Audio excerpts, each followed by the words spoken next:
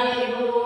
Baik, terima kasih atas waktu dan kesempatan untuk adik-adik yang sudah meluangkan waktu untuk mengikuti layanan bimbingan kelompok kita pada siang hari ini. Sebelumnya itu, marilah kita awali dengan berdoa. Jadi Ibu minta satu orang untuk memimpin kita dalam doa. Saya Ibu dan teman-teman, mari kita berdoa. Dan izinkan saya membawa doa ini menurut ajaran kepercayaan saya Kristen Protestan. Berdoa mulai. Berdoa selesai. Baik, terima kasih adik yang sudah memimpin kita dalam doa. Sebelumnya itu ada pepatah mengatakan tak kenal maka tak sayang. Jadi perkenalkan, nama lengkap Ibu Florentina Elda Tisera. Adik-adik bisa panggil Ibu Elda. Ibu mengampu di sini sudah 2 tahun. Oh Iya, Ibu. Selanjutnya mungkin dari adik. Perkenalkan, nama saya Alvin Galika. Saya biasa dipanggil Alvin Ibu. Perkenalkan, nama saya Magdalena Ningoli, Ibu biasa dipanggil Leni. Perkenalkan, nama saya Esther Lesnasi, biasa dipanggil Aster. Baik, terima kasih. Apakah semuanya sudah saling mengenal? Sudah Ibu. Baik, Ibu mau bertanya, apakah adik-adik pernah mengikuti layanan bimbingan kelompok? Belum Ibu. Baik, Ibu akan jelaskan sedikit terkait ini. Apa itu bimbingan kelompok? Jadi, bimbingan kelompok adalah proses penyuluhan, bimbingan atau dukungan yang dilakukan oleh seorang fasilitator atau seorang konselor kepada sekelompok individu yang memiliki masalah atau kebutuhan yang serupa. Nah, dengan tujuan itu untuk memberikan pemahaman, dukungan, dan strategi penyelesaian masalah yang efektif melalui interaksi antara kelompok. Nah, itu kan sudah apa itu bimbingan kelompok. Yang berikut ada tujuannya. Nah, tujuan bimbingan kelompok di sini yang pertama pemecahan masalah. Nah, yaitu membantu anggota kelompok dalam mengidentifikasi dan mengatasi masalah yang dihadapi dengan memberikan dukungan dan sarana dari anggota lain serta fasilitator. Nah, setelah ada tujuan, ada asas-asas dari apa itu bimbingan kelompok. Dari asas dalam bimbingan kelompok itu ada asas kerahasiaan. Jadi semua permasalahan yang kita bahas di sini, Ibu jamin tidak akan membocorkan kepada siapapun. Baik, jadi pertemuan kita di sini yaitu melakukan layanan bimbingan kelompok. Sepertinya ada yang tidak semangat. Bagaimana kalau kita melakukan ice breaking? boleh. Silahkan berdiri adik-adik.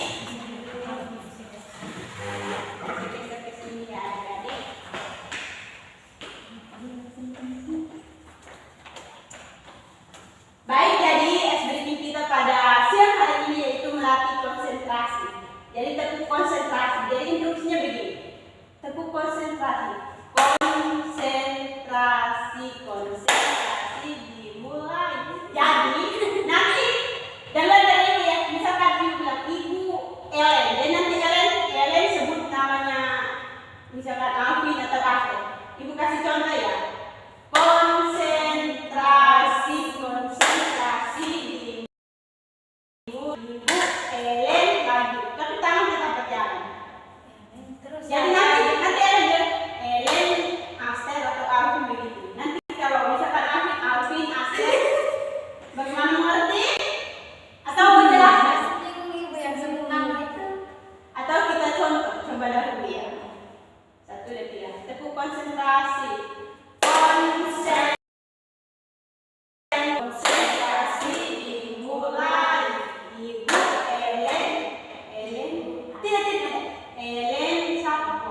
Aster. Jadi Aster sebut siapa? Alvin. Nanti aku sebut siapa? Ibu Elda. Tidak, nanti Alvin, Ibu atau nanti sebut nama duluan baru nama teman. Sudah? Oke. Atau ulang lagi? Ulangkan. Kalau saya Ellen, Aster. Tapi tangan tetap berjalan. Sudah paham? Nah, konsentrasi 1, 2, 3. Konsentrasi dimulai. Ibu Aster. Aster, Ellen,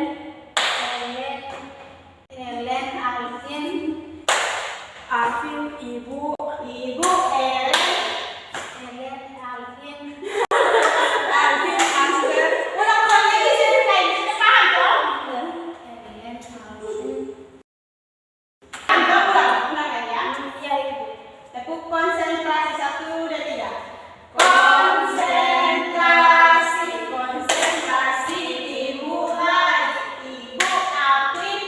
Alvin, Ellen, Aster, Ibu,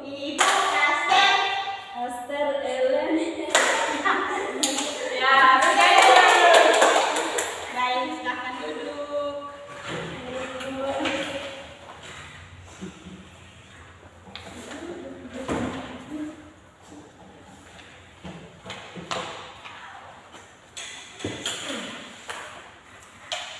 Baik, adik-adik, topik kita pada siang hari ini yaitu ayo kenali bullying. Jadi sebelum ibu menjelaskan, ibu minta persepsi atau pandangan dari adik terkait apa itu bullying. Mungkin satu orang bisa mewakili. Bullying mungkin merupakan ejekan ibu. Bisa ada yang bisa disebut nama ayah atau tidak, ada juga yang pukul, kan itu termasuk bullying juga ibu.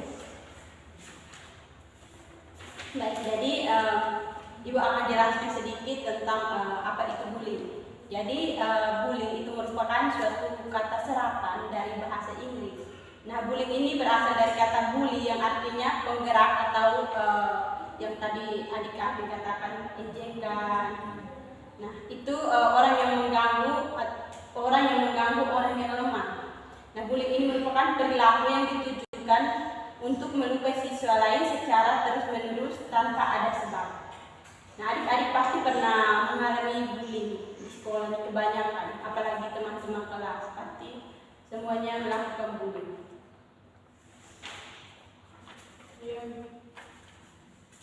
Nah, ada beberapa jenis bullying di dalamnya, yaitu ada 4 jenis, yaitu yang pertama ada bullying secara verbal, ada bullying secara fisik, ada bullying secara rasional. Jadi yang pertama itu bullying secara verbal. Perilaku ini dapat berupa julukan nama, celaan, fitnah, kritik yang kejam, penghinaan, pernyataan-pernyataan yang bernuansa ajakan seksual, atau lebih parahnya itu ke pelecehan seksual. Nah, tuduhan-tuduhan yang tidak benar itu kasak kusut yang keliru, gosip dan sebaiknya. Jadi dari ketiga jenis bullying ini dapat dibentuk secara bullying verbal adalah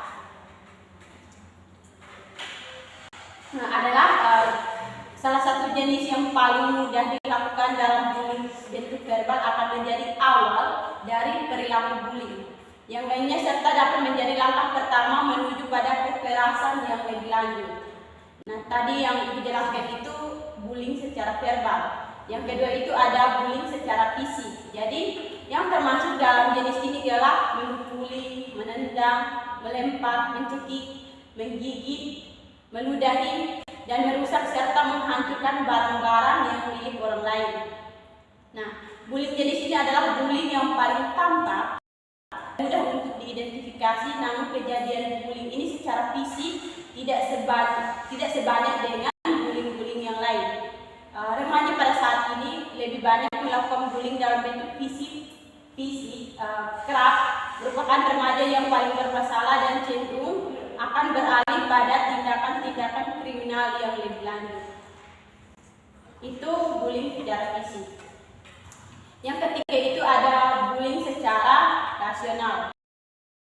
Harga diri korban secara sistematis melalui pengabdian, pengucian atau penghindar.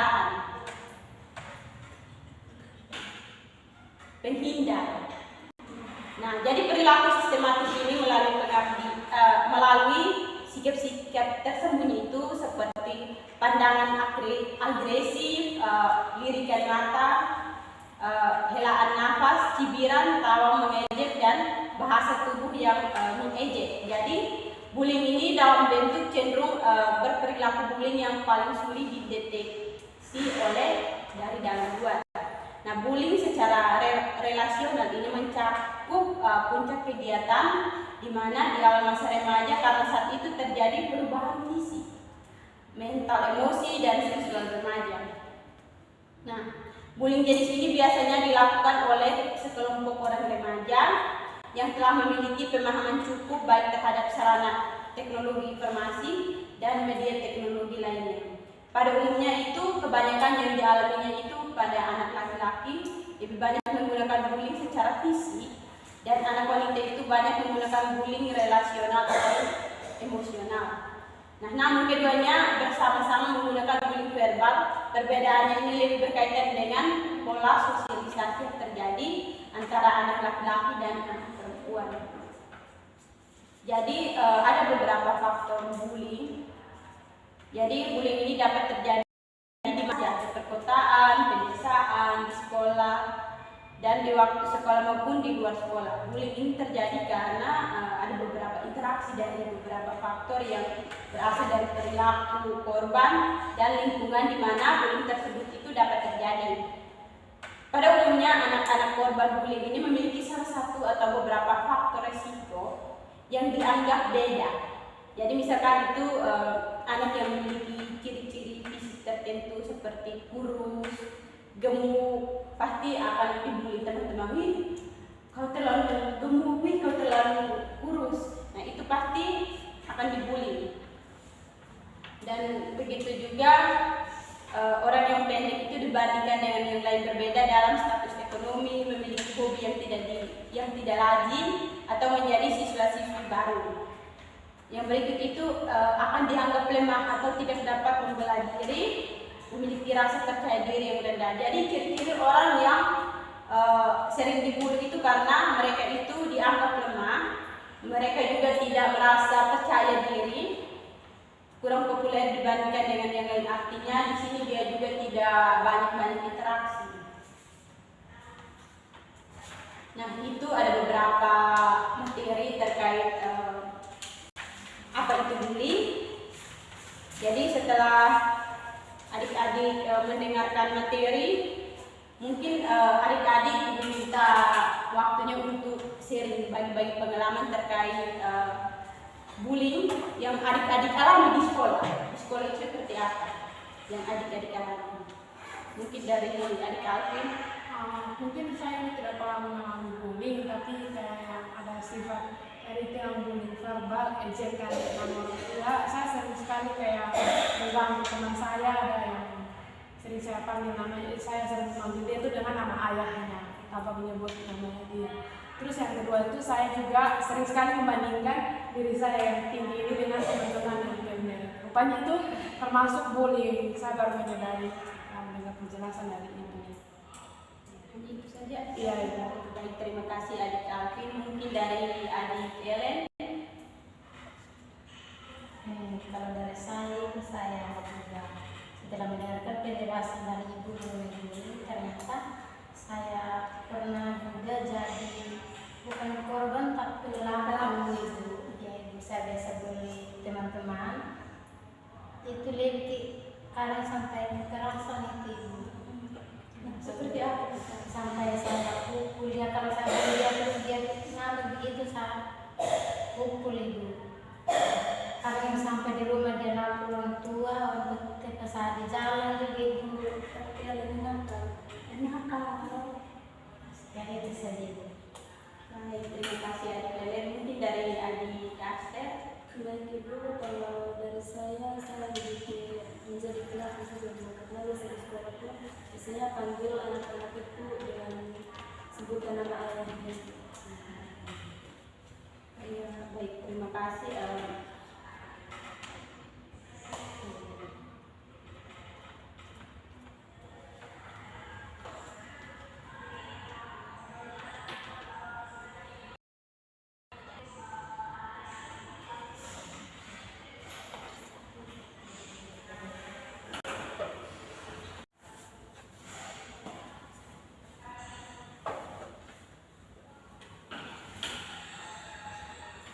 Baik adik-adik, ada beberapa cara untuk mengatasi perilaku bullying. Yang pertama itu ada kesadaran dan edukasi.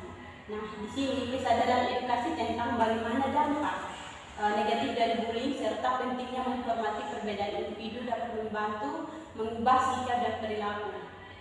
Yang berikut itu ada pendidikan karakter. Nah, itu mendorong kembang karakter yang baik seperti empati, kejujuran, dan rasa hormat terhadap orang lain. Itu dapat membantu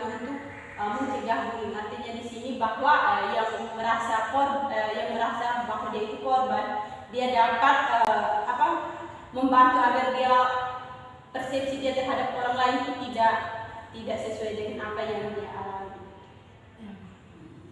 Yang ketiga itu ada pelibatan komunikasi. Artinya di sini bahwa orang yang mengalami bullying itu tentunya kita harus ada pelibatan atau pendekatan dengan orang tua atau guru-guru agar lebih tahu jelas bagaimana perkembangan anak di sekolah sehingga dia bisa mengalami bullying. Yang berikut itu membentukkan kelompok pendukung. Artinya di sini bahwa korban bullying itu memberikan pelatihan keterampilan sosial kepada pelaku bullying agar dapat membantu mengurangi insiden bullying di sekolah. Artinya harus memberikan pelatihan kepada pelaku agar dia tidak terus-menerus membuat teman-temannya itu melakukan bullying. Nah, bagaimana adik-adik, apakah sudah paham terkait materi kita pada hari ini, yaitu penanganan bullying? Paham sudah Ibu. Baik, terima kasih. Ibu ada menyiapkan LKPD di sini, nanti adik-adik isi ya. Iya Ibu.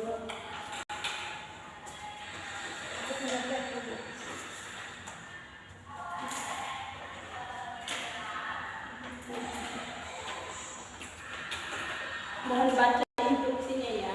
Iya Ibu.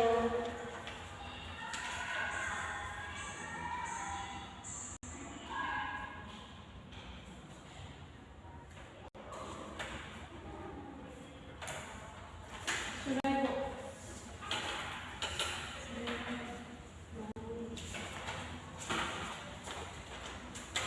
Sudah Ibu.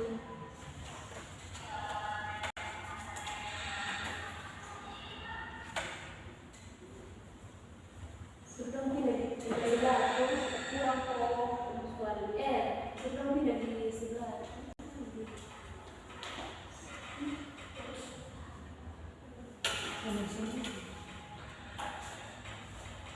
Baik adik-adik, terima kasih sudah mengisi LKPD-nya.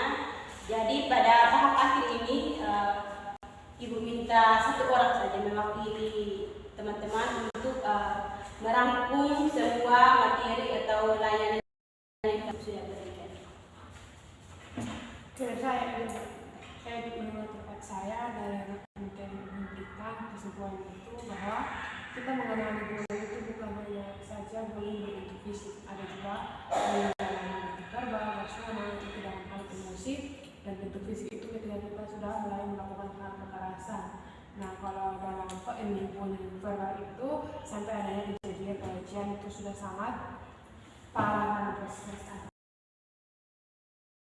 Ini pelaku menyadari bahwa tindakan kami selama ini kepada teman-teman itu termasuk bullying verbal, dan itu juga bisa berpengaruh buruk terhadap tumbuh kembang dia dan juga mentalnya.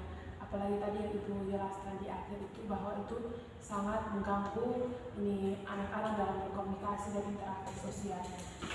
Ya, baik. Terus sekali. Baik, mungkin hanya adik-adik yang mewakili adik-adik. Jadi setelah itu bagaimana Ibu mau bertanya, bagaimana refleksi atau pesan atau kesan terkait dengan layanan kita pada hari ini adik-adik. Ini Ibu mohon semua berpendapat ya. Pesan atau kesan.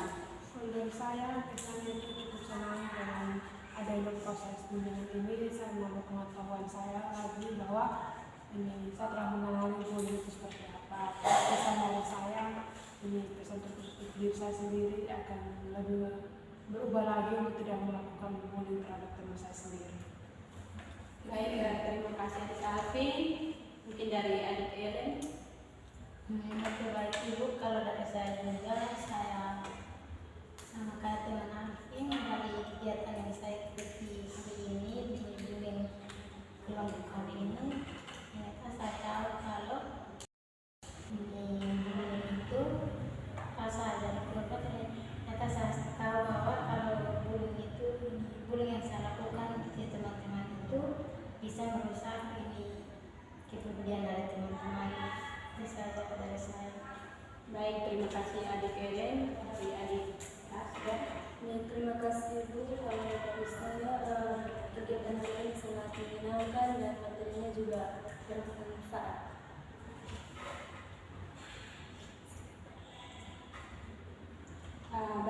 kasih. Jadi dapat Ibu simpulkan bahwa bullying adalah masalah yang serius untuk memerlukan perhatian dan tindakan dari beberapa pihak. Itu termasuk pihak sekolah, termasuk pihak orang tua, komunitas dan individu. Nah, melalui kesadaran dan edukasi pembentukan karakter serta pengawasan ini dapat mendukung kita agar bekerja bersama untuk menciptakan hubungan yang aktif agar bullying itu tidak dapat terjadi. Baik, terima kasih. Ibu juga ada menyediakan evaluasi nanti akan revisi. Ini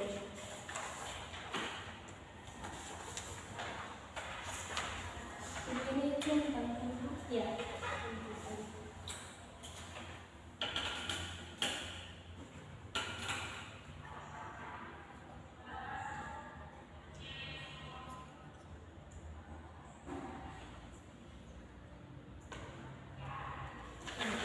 Sudah Ibu.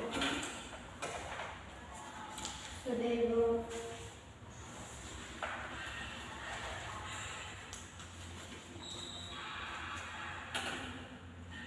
Baik, terima kasih adik-adik sudah mengisi evaluasinya. Ibu rasa waktunya juga sudah cukup karena sebentar lagi Ibu ada kegiatan di luar. Jadi Ibu mengakhiri kegiatan kita, tapi sebelum mengakhirinya Ibu minta satu orang untuk kita dalam doa. Ya, saya saja Ibu. Teman-teman kita doa dari kita sama doa ini menurut agama dan kepercayaan saya yaitu Kristus Protestan. Berdoa mulai. Doa selesai. Baik, terima kasih adik-adik sebelum kita dalam doa. Sampai jumpa minggu depan ya adik-adik. Jumpa Ibu. Hati-hati di jalan. Ya Ibu.